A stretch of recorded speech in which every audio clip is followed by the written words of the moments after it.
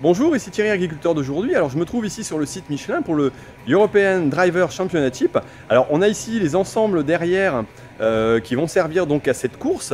Vous avez peut-être pu voir déjà sur des lives les tests que j'ai pu faire dedans. Et il y a un des concurrents qui va aller se mettre sur la piste de départ, non pas encore. Et donc là on a la course qui est en train de se dérouler. On a les premiers concurrents qui sont partis et on a un ensemble là-bas. Voilà, on peut le voir ici, qui est sur la piste de départ et donc qui est lancé. Alors c'est un circuit relativement complexe et complet. Je vais essayer de vous expliquer un peu en quoi il consiste.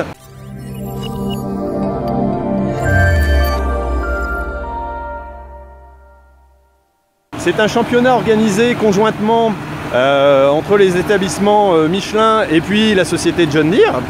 Alors, le tracteur présenté est le nouveau 6250R avec sa poignée de commande toute nouvelle et bien spécifique que vous pouvez voir dans un test que j'ai fait en live donc, sur YouTube. Et ils sont équipés de Michelin.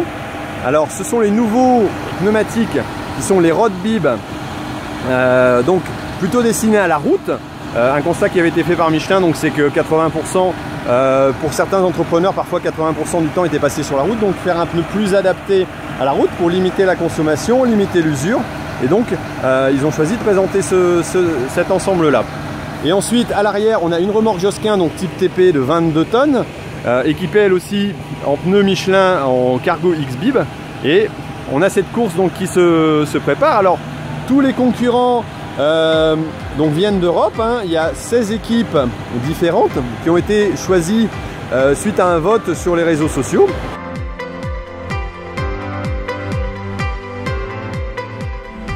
Cette compétition s'est déroulée donc sur 2 jours. La première après-midi a donc été un premier débriefing donc dans les établissements Michelin afin de faire la présentation du matériel qui allait être utilisé. Les concurrents ont pu établir une stratégie, entre autres la pression des pneus, éventuellement les réglages. Donc ils ont pu déjà se regrouper, essayer de voir en fonction du circuit présenté leur tactique. Ensuite, il y a eu une remise des numéros de passage, donc réalisés dans les établissements Michelin, dans le bâtiment de l'expérience Michelin, très beau bâtiment dans lequel on voit l'historique de Michelin qui est vraiment très intéressant. Puis la seconde journée, nous arrivons donc sur le circuit qui est un circuit bien entendu contrôlé, hein, sécurisé, et il va y avoir un relevé du temps, la consommation et de la vitesse pour tous les concurrents sur les différents points du parcours. Alors au niveau du départ, donc on démarre par un petit rond-point, puis on arrive sur une portion routière qui est limitée à 30 km/h, et donc là, si jamais il y a dépassement, perte de points aussi. Bien entendu, la consommation est là aussi contrôlée, et vous pourrez voir des images ici présentées, alors du Tour de Chauffe à la fois, mais aussi donc de notre champion d'il y a 2 ans qui avait remporté le concours, et quelques images aussi de GoPro sur l'arrière. Alors là on est sur la partie évitement, donc là le tracteur est en train d'éviter les plots, et ici on arrive dans la partie slalom. Donc là il est lancé à toute vitesse, et on va voir comment il va maîtriser ce slalom. Voilà.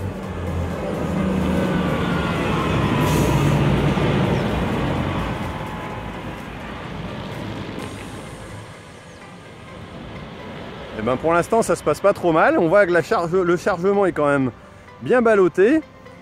Ça bouge là, hein, ça bouge. Et ben un beau parcours sans faire tomber de balles. Donc c'est pas mal, c'est pas mal.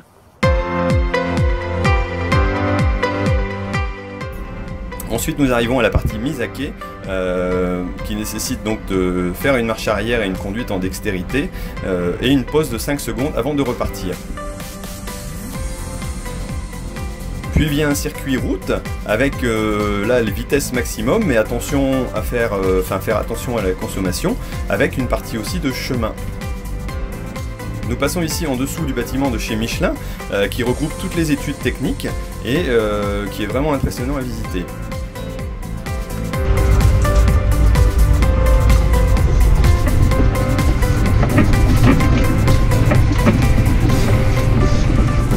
Alors ici on est sur la partie tassement, donc on peut voir ici donc les différents passages des tracteurs successifs. Voilà, tout le monde ne passe pas dans les mêmes traces, on garde les traces identiques. Et il y a une mesure qui est effectuée, donc là la vitesse réglementaire est de 8 km/h. Et il y a une mesure donc, qui est effectuée par 2 techniciens, voilà, qui voient un peu les dimensions et qui vont prendre les profondeurs des traces afin de déterminer voilà, le tassement. Nous continuons le parcours donc avec un chemin carrossable en grande boucle donc à l'intérieur du circuit de l'Adoux.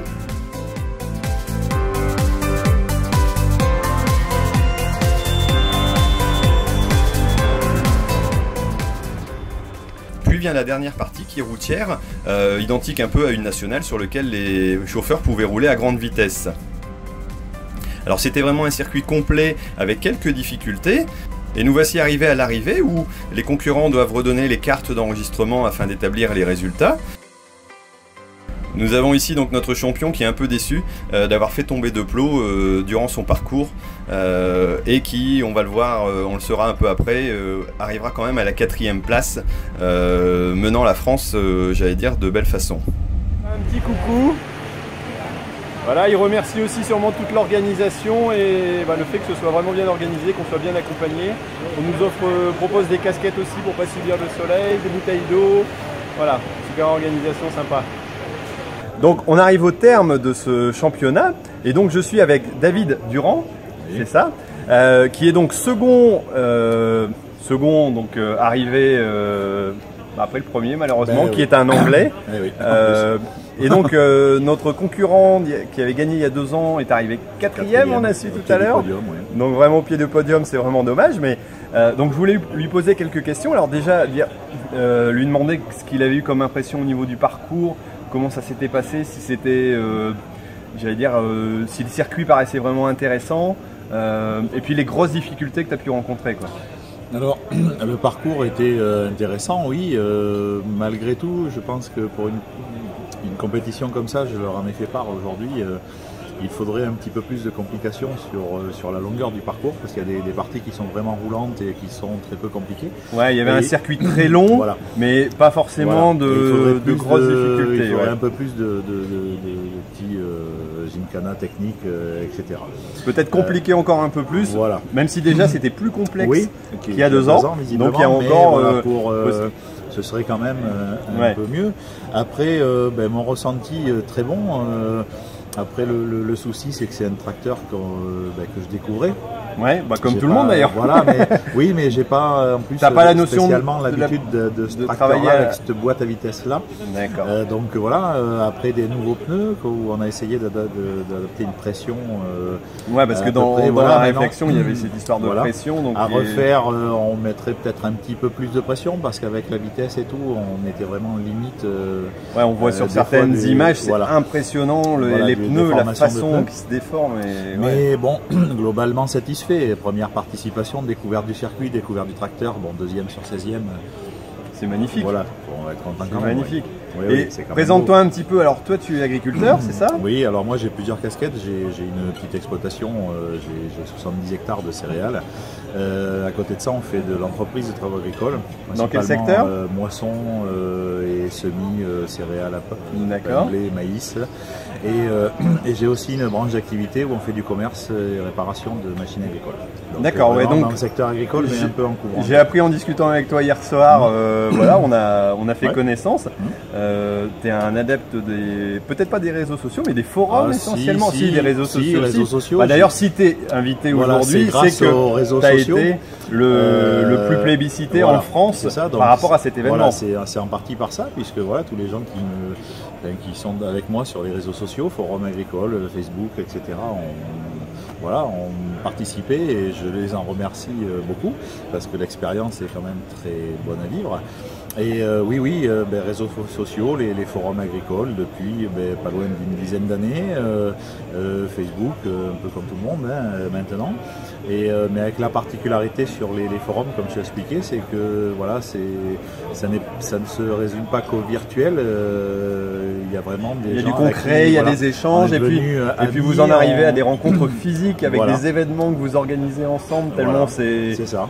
Et c'est vrai que c'est le côté intéressant de la chose. Ça ouvre sur ça ouvre sur plein de choses. Plein de choses, plein de découvertes. Toi, tu as voilà, sûrement appris beaucoup de choses. Des manières différentes de par travailler. l'échange. C'est toujours intéressant de discuter, nous, voilà, en Dordogne, avec quelqu'un qui est céréalier dans la Marne, qui n'a pas forcément des exploitations comme les nôtres, mais qui échange sur son ressenti, sur sa façon de travailler. Et c'est intéressant, hein, il faut pouvoir échanger. Et puis on est un métier où on est de moins en moins d'agriculteurs. Et où il faut s'ouvrir sur le monde extérieur aussi, quoi. Il ne faut pas rester cantonné. Bon, je pense qu'on est tout à fait sur la même longueur d'onde là-dessus. Voilà. Si on est sur les réseaux sociaux, c'est pour bien sûr expliquer déjà, enfin moi c'était pour expliquer mon métier, mais aussi pour faire découvrir aux jeunes, aux moins jeunes aussi, aux agriculteurs en général, qu'il y a d'autres choses à voir, d'autres choses à découvrir. Bien sûr. Donc toi tu m'as dit hier, voilà, moi j'ai découvert des variétés de blé qu'on n'utilisait pas forcément dans notre secteur et qui sont très bonnes dans notre secteur aussi, qui marche très bien, mais qu'on ne nous propose pas forcément parce que l'expérience n'est pas appliquée. Et pas là. Et toi, tu as essayé, et puis ça a marché. Et puis après, bon voilà, sur la partie semences, les gens qui vendent des semences chez nous le font sans avoir de droit à l'erreur. Donc on se court, on vend la variété qui marche bien dans le secteur et puis on ne cherche pas à aller plus loin au risque que la personne ne soit pas contente. Ok. On termine. Donc, écoute, merci. C'est écran noir, alors je sais pas si ça va passer, mais sinon, si ça doit encore marcher. Écoute, merci donc pour cette présentation, merci aussi pour ton résultat. Et puis je pense que j'aurai l'occasion de t'interviewer à un autre moment pour parler des réseaux sociaux et des forums. Fait ta connaissance, parce que moi je ne connaissais que par YouTube, par des vidéos. Donc voilà, ça permet encore une fois de mettre du concret sur du virtuel. Merci beaucoup et puis encore bravo pour ton résultat. Merci. Je pense qu'on dit merci aussi à tous ceux qui nous regardent et puis qui ont participé, qui t'ont élu, qui m'ont permis et qui pourront te suivre encore par la suite. Cette place et je garantis que la prochaine fois je vous décevrai pas. Ok, merci beaucoup. Merci. Allez, salut.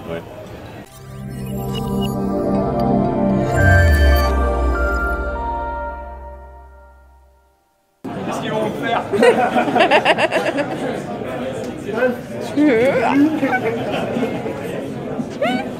Sinon.